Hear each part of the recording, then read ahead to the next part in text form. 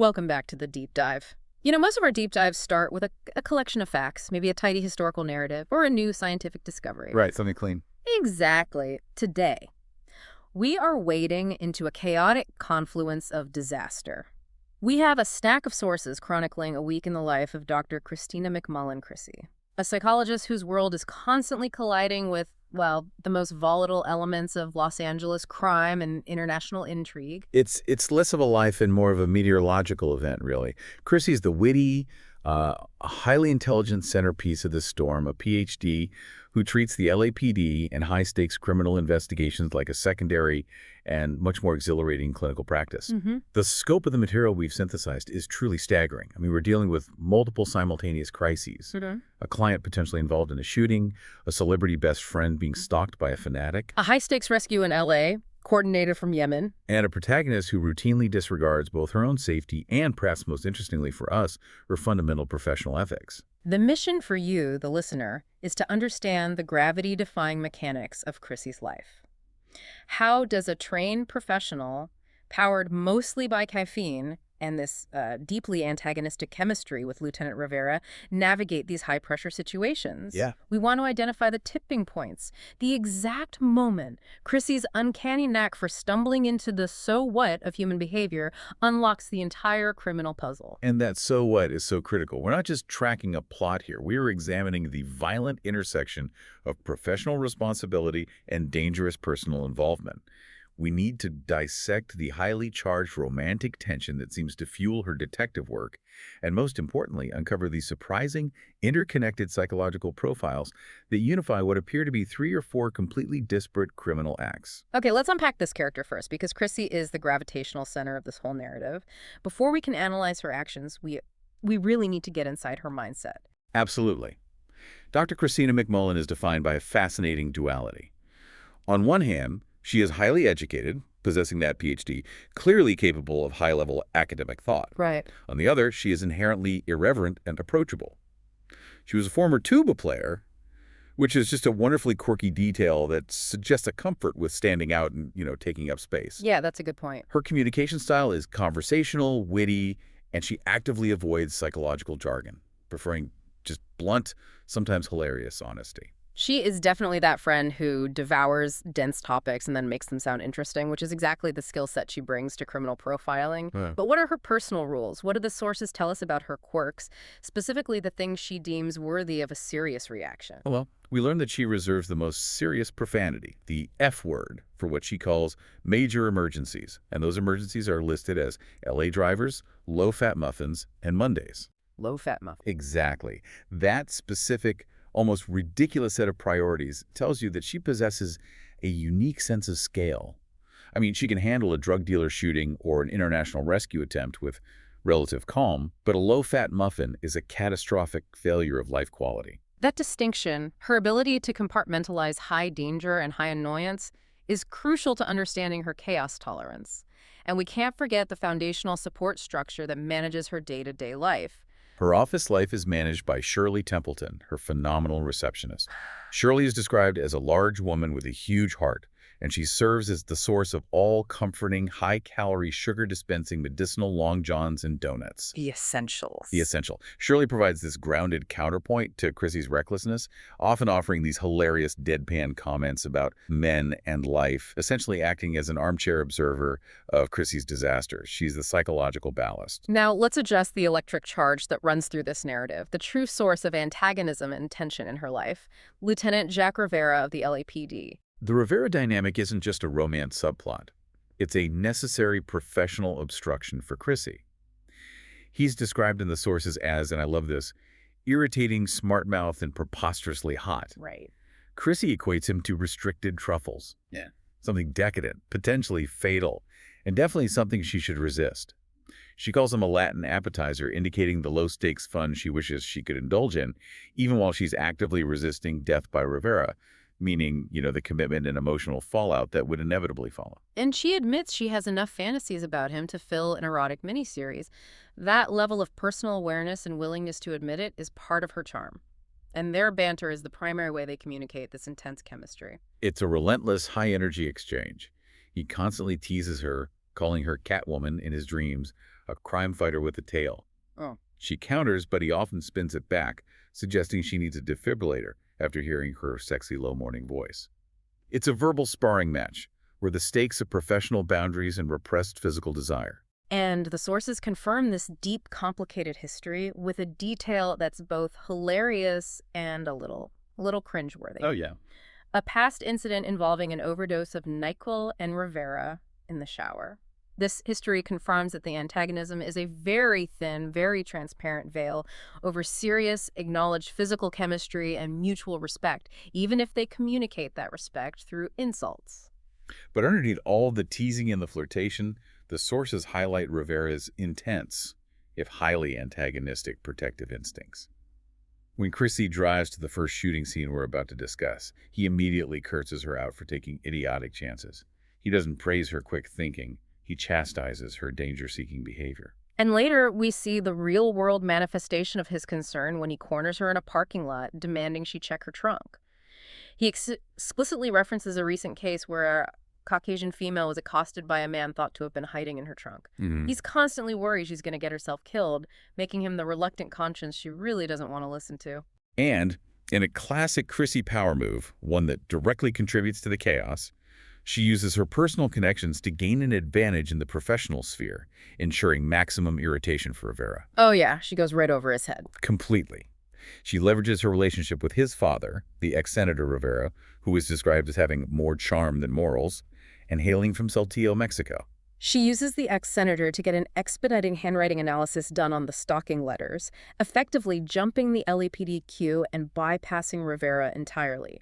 This isn't just a shortcut, it's a deliberate act of meddling that demonstrates her priority, solving the problem for her friend, even if it means stepping on toes and proving she doesn't need the official channel. It illustrates her core ethical framework, or lack thereof. She will use whatever resource she can access, her professional license, a political connection, or her own reckless intuition, to serve what she perceives as a greater immediate justice. The boundaries that govern law enforcement or ethical clinical practice simply do not apply to her if a friend is in danger or a client needs help she deems legitimate. Speaking of friends, we have to introduce Lainey Butterfield, Chrissy's best friend since 5th grade, affectionately known as Brainy Lainey. Lainey is Chrissy's high-stakes personal connection. She's a celebrity, the star of the hugely popular television series Amazon Queen, and is anticipating a spin-off called Jungle Heat. This is the glamorous, high-profile life that clashes dramatically with Chrissy's messy, street-level reality. And she's physically described as beauty personified, built like a fairy-dusted goddess, and critically, she is smart as a firecracker. She's not a ditzy celebrity, she is highly intelligent, which is important later when we look at the coded messages. Totally. But the background stress, the emotional baseline for Chrissy, is Lainey's impending wedding to her fiancé, the geekster, Solberg.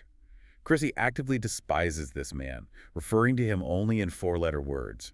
This ongoing deep-seated resentment provides yet another layer of internal friction and chaos that Chrissy is dealing with while trying to solve major crimes. Her emotional, professional, and chaotic spheres are constantly overlapping, which is exactly why she is drawn into all these simultaneous disasters. And that leads us directly into the first major disaster, Section 2. The moment Chrissy's professional boundaries don't just bend, they shatter completely with the Mickey Goldenstone case. The sources detail this initial crisis call vividly. Mickey Goldenstone, a client who is described as the muscular Don Cheadle type, calls Chrissy's home number a major breach of her personal security protocols. Huge breach. And his voice is just hissed with terror. "He's dead, and I think I killed him." Mickey, who is calling from the victim Jackson's house, rambles that he just wanted to see him, referring to his son, Jamel. And this is where Chrissy's psychological training is immediately evident. Under immense duress, Mickey's carefully modulated lexicon immediately slips into ghetto language. This linguistic regression is a huge tell. It indicates a complete loss of control and a shift back to a core identity under stress. And Chrissy doesn't panic. This is the moment she transitions from therapist to crisis manager. She immediately deploys psychological tactics to stabilize him, pulling him away from the flight or suicide response. She grounds him by referencing a specific, small detail they've discussed in session, Jamel's sticking out ears.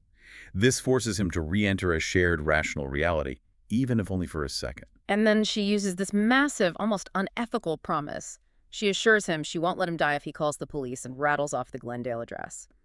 She is using the deepest lever, his paternal bond, to gain control of a life-or-death situation. And what does she do next? She rushes to the scene herself, arriving before the police, which, predictably sets off Rivera. Of course. She finds a highly volatile, high-stakes environment. Jackson, the victim, Yeah. cultivated. Jackson, a rich drug dealer described as looking like 40-year-old Jimmy Trevette from Walker, Texas Ranger, is shot and bleeding profusely onto a prized Raiswood floor. And this is a crucial detail. The crime scene itself is expensive, reflecting the high-stakes world Jackson inhabited. Chrissy's introduction is priceless in its professional absurdity. She announces herself as Christina McMullen, Ph.D., immediately after observing LaVon Jackson's girlfriend and Jamel's aunt, who looks higher than a Pasadena mortgage. And LaVon instantly accuses Chrissy of lying. Right away. The tension is thick, but there are these layers of strange psychological dynamics even in the chaos. Jackson, the wounded drug dealer, speaks in a sing-song smooth voice about retribution. A word choice, Chrissy observes, sounds better than revenge. This is a quick profile. Even bleeding out, Jackson is conscious of the narrative he presents. But the real danger arises when LaVon, in hysterics, not over Jackson's life, but over the ruined rosewood floor, produces a gun and shoots at Mickey. The situation is only stabilized by the sudden terrifying appearance of Mickey's formidable grandmother, a small, wizened, 100-year-old woman Chrissy refers to as an intimidating little gremlin. Which is just a great description. The grandmother literally imposes order on a shooting scene, stomping her cane, demanding the truth, and forcing LaVon to freeze, allowing Chrissy to get Mickey to surrender the gun just as the sirens arrive. It's a textbook example of unexpected authority overriding immediate criminal threat. Once the police arrive, Chrissy begins to delve into the background conflict, which centers entirely on custody. Mickey had recently confirmed paternity of Jamel, age 8, and was attempting to gain legal rights, running head-on into Jackson's entrenched position and LaVon's claims. And this is immediately complicated by LaVon's allegation. She claims Jamel is the product of rape, asserting Mickey raped her sister, Kanisha, who is described as a druggie. And this allegation is quickly reinforced by Rivera, who reveals Mickey was previously accused of rape by a woman named Sheila Brannigan. Whether true or not, this suggests a concerning pattern in Mickey's history and places Chrissy in a deeply precarious ethical position, defending a client facing serious, repeat allegations of sexual violence. Chrissy attempts to defend him, acknowledging his mistakes, but arguing his intentions for Jamel are genuine and good. She tries to shift the focus to Jackson's character, a drug dealer who holds grudges and was likely high. She even suggests Jackson's system would contain crack, given the chaos of the environment. But the sources indicate Chrissy is struggling internally with the ethical weight of this defense. Mickey later provides a key confession about the shooting. Jackson pulled the gun first with a cocky-ass I'm invincible look. Okay. Mickey regrets losing his temper, fearing he will lose custody of Jamel, admitting he deserves better than his own life, and so does his son. His internal conflict is palpable, suggesting genuine remorse, which is Chrissy's hook for helping him. But the most significant breach of confidentiality and the greatest ethical pressure Chrissy faces comes via the grandmother. Mrs. Goldenstone, this tiny woman likened to razor wire, shows up at Chrissy's professional office and insists that Chrissy must tell Mickey to take custody of Jamel. And here's the professional malfeasance. The grandmother reveals that Mickey had confessed to her, and therefore to Chrissy, implicitly violating confidentiality, that he raped that girl. Wow. She even mentions a gal on the subway, indicating Mickey's confessions are far-reaching and his actions are more deeply rooted than Chrissy initially wanted to believe. Wait, let's pause here. The source material explicitly details Mickey admitting to rape to his family, and Chrissy is still protecting him under the guise of client confidentiality and simultaneously leveraging her political connections to help his case. This is professional malfeasance at an alarming level. Absolutely. The sources force us to ask whether her psychological insight is justifying highly unethical behavior. Chrissy perceives Mickey as redeemable because of his bond with Jamel, and she prioritizes the child's welfare over Mickey's past crimes or her professional license. The grandmother, however, applies a profoundly cutting form of pressure on Chrissy, challenging her motive. How so? She accuses Chrissy of being selfish. She claims Chrissy is keeping Mickey at arm's length professionally, rather than encouraging him to fully step up as a father, because Chrissy is avoiding a difficult or compromising situation. The grandmother argues Mickey admires and likes Chrissy, implying Chrissy is too invested or perhaps too afraid of getting personally involved to give Mickey the difficult advice he needs. Wow. The implication is that Chrissy's ethical boundaries are a shield, not a standard, which is a brilliant piece of character analysis. That pressure challenges Chrissy's core identity as the selfless rescuer. But before she can process that ethical breach, the immense guilt and responsibility applied by Mrs. Goldenstone, the chaos in her personal life involving Laney, demands her immediate and highly illegal attention. Right. This is the bridge to Section 3, the celebrity stalker and the international rescue. First, the Laney stalking situation. Laney begins receiving unusual mail. 5 letters are postmarked from Montana, where she films Amazon Queen, but crucially, one is delivered directly to Chrissy's Sunland home. This proves the stalker knows exactly where Laney is staying and has escalated the threat. And the letters are subject to forensic handwriting analysis, and the details are rich with psychological profile. The handwriting is described as blocky and perfect, and the phraseology is formal, suggesting repression. The analyst profiles the writer as past middle age, educated, relatively wealthy, and possibly Catholic, the profile of someone constrained by structure and morality, but deeply disturbed. The content is classic stalker manipulation. It criticizes Laney's fiancé, Solberg, and suggests Laney is marrying him out of charity, reinforcing the writer's belief that they are intellectually superior and know what is best for Laney. The final, terrifying letter delivered to Chrissy's house states the author has no desire to take further steps to ensure your future happiness. And that's a direct threat. A huge threat. The threat has shifted from psychological coercion to imminent physical harm.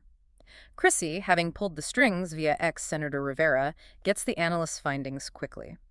The author is male, has strong feelings of inferiority and an intense need to be accepted, and violence is confirmed as imminent if he feels pushed to act. This profile is critical because it immediately guides their internal investigation. Chrissy and Laney review the Amazon Queen cast list. They look at Benjamin Vanek, who is aloof and exhibits a refreshing lack of flirtation. A man who stands out in Hollywood precisely because he doesn't seem smitten, which makes him suspicious to Chrissy. Right. They also consider Sergio Carlos Zepequeno, the Brazilian manslave with tiny pores who works on Broadway, who seemed a little too secure. But Laney introduces a major red herring, Nadine Gruber. Nadine is a Rhodes Scholar, a hairdresser to the stars who worked on Jiggly, and is apparently single-handedly saving the California condor. A total overachiever. Completely. And Laney recalls Nadine once told her she'd kill to have my body. Chrissy immediately suspects Nadine based on the sheer scale of this woman's overachieving, which Chrissy profiles as masking deep insecurity. And this is fascinating. Chrissy leans on her psychological instinct for chaos, the overachieving perfectionist, over the forensic report, which explicitly suggested the author was male. It shows her preference for personality analysis over hard data, even when the hard data was obtained via political favors she risked annoying Rivera for. And as this internal investigation simmers, Chrissy is simultaneously pulled into a completely separate, high-stakes international rescue attempt, the Yemen crisis. This involves Ramla al-Sadr, Chrissy's neighbor, whose yard is perpetually gleaming perfect. A detail that suggests Ramla is a highly controlled person who is now facing a situation she cannot control. Ramla's sister, Aliyah, is in trouble in Yemen. Aliyah had previously reported things were better with her husband Ahmad, an abusive Yemeni oil man from the wealthy, intelligent Orsorias family. But now she has gone silent, and Ramla fears the worst. Chrissy immediately starts coordinating high-level, semi-legal favors. She coordinates with Laney, who sends a subtle message to her friend Ghazi, who has clout in the Middle East. The sources hint that Chrissy uses a calculated social pressure point. She suggests Ghazi might be discouraged by receiving a wedding invitation, a very subtle acknowledgement that Ghazi, too, might hold unrequited feelings for Laney. She is weaponizing a wedding invitation. She is. She's using emotional leverage to secure international assistance. The crisis culminates at LAX, and naturally Rivera accompanies her, but not without his usual highly charged commentary. He spends the entire trip constantly expressing his desire for sex, suggesting they could utilize the Saturn's back seat or even the trunk, a classic maneuver to reduce the tension by escalating the romantic banter. And at the airport, Chrissy spots Aelia, who is in a deep disguise. Dark hair cut short, tattered baseball cap, and a bruised wrist. A physical marker of abuse, confirming the danger. Eulalia has successfully escaped Yemen, but is being observed. Chrissy notices 3 suspicious men in Italian suits described as having black hair peppered with salt watching the baggage carousel. They're the Osorio family's agents. And so Chrissy launches into her Wonder Woman rescue plan in the ladies' room. This is pure, frantic improvisation based on psychological shock. She instructs Alia, a woman of conservative dress and culture, to strip and reemerge in a completely shocking disguise. The elements of the disguise are brilliant in their absurdity. A short, red spiked wig, an aluminum foil blouse, 3-inch heels, and a garbage bag strategically used as a cloak. A garbage bag? Chrissy forced Alia to embrace the absolute antithesis of her identity and culture for survival. And the final diversion is a masterstroke of psychological warfare. Alia leans over and kisses Chrissy in front of the men in suits, designed to light up the world and divert attention completely. Because they're looking for a traumatized, discreet, conservative Muslim woman, not this. Exactly, not a loud, sexually assertive spectacle. We need to pause here and reflect on the psychological impact of this moment. Chrissy didn't just disguise her, she forced Alia into a complete, radical identity shift. The moment Alia kisses her and laughs, a genuine, uninhibited laugh, the emotional breakthrough is complete. Chrissy has forced reality to conform to a hyperdramatic, unignorable spectacle, essentially providing Alia with a temporary, powerful new persona to survive. And Rivera's reaction is the perfect summation of Chrissy's existence. You dressed a Muslim woman in a garbage bag. Chrissy's defense. There were Muslim men nearby. She calculated the cultural shock necessary to succeed. She lives by the principle that sometimes the only way to blend in is to stand out so aggressively that you become impossible to categorize. But Chrissy's ability to draw danger doesn't stop at the airport. As she returns home, the chaos follows her right to her doorstep. We transition immediately to Section 4, the break-in. Chrissy returns to find her house completely trashed. Critically, the invasion wasn't just property damage, it was personal violation. Her dog, Harlequin, is bruised, kicked, and shaking, hiding behind the pulled-away couch. And the sources meticulously detail what was stolen, because what was taken defines the motive. They stole Laney's Rosewood Natural Health recipe box, including the infamous green goo recipe. Of course. And, significantly, Laney's jean jacket, which contained her little black dress inside. What they left is just as telling. Chrissy's old computer and stereo system were untouched. This demonstrates the burglars were value-conscious, meaning they were looking for specific items, not easy cash or electronics. Right. Chrissy, attempting to give Rivera details about the getaway car, can only manage that the car was dark and running, implying a driver, admitting, "I'm a psychologist, not a mechanic." She is brilliant at people, terrible at machinery. And then the kidnapping. While Chrissy is cooking a chef salad, a deeply mundane act that serves as a moment of self-soothing amid the wreckage, Laney's fiancé, Solberg, arrives and takes a chilling call. The caller's voice is vaguely familiar, and he maintains an amused, almost conversational tone. He explicitly states his shifting motive, confirming the connection to the break-in. "I simply wanted what was mine, Miss McMullen, but now I'm thinking I might want what was Mr. Solberg's, too." Chilling. He demands $20 million, and Laney is put on speakerphone. Now, this is the critical moment where Brainy Laney, uses her celebrity acting skills to communicate vital, hidden information. She sends an immediate, complex, coded message under the guise of fake hysterics. Chrissy notes that Laney is a silent crier when truly upset, so the noisy tears are a performance. Right. Laney says, "I'm worried about my cat. She's so old, the same age as Jean Solberg, 37. And later, you know Muffy and take care of Trevette, too." Okay, so for those of you tracking at home, Chrissy took this seemingly random list of nicknames, a cat, a girl named Muffy, and a drug dealer nickname, and used the underlying psychological connections to solve a geographic riddle. Exactly. Solberg's age, 37, refers to 37th Street. Muffy, a name Solberg used for a girl, is revealed to be Marigold, providing the cross street. 37th and Marigold. And Trevette is Chrissy's internal nickname for Jackson, the Walker, Texas Ranger lookalike drug dealer. The location is 37th and Marigold. This allows Chrissy to connect the seemingly disparate incidents, the shooting, the intensity drug investigation, the burglary, and now the kidnapping. She uses Laney's coded message to deduce the true underlying motive. And the key connection is the drug intensity. Officer Tevis had previously discussed this unique substance with Chrissy, and we should spend a moment on the specific threat this drug presents to law enforcement and why Chrissy's psychological insight was so necessary here. Tevis noted that the drug caused 2 teenagers to die of asphyxiation after displaying extremely erratic behavior. One teenager was happy, the other was aggressive. Crucially, it doesn't show up in standard tox reports. Which means traditional forensics are useless. Only behavioral observation and contextual knowledge can confirm its use. This is where Chrissy's specialized knowledge is invaluable. She understands the symptoms, the specific, contradictory, erratic behavior that leads to death. So she deduces that the break-in and kidnapping were orchestrated by Jackson, the man Mickey shot, with help from Levon. Right. Levon had been hiding the intensity, or evidence, or perhaps money related to its distribution, in the jean jacket she subsequently stole back from Chrissy's trashed house.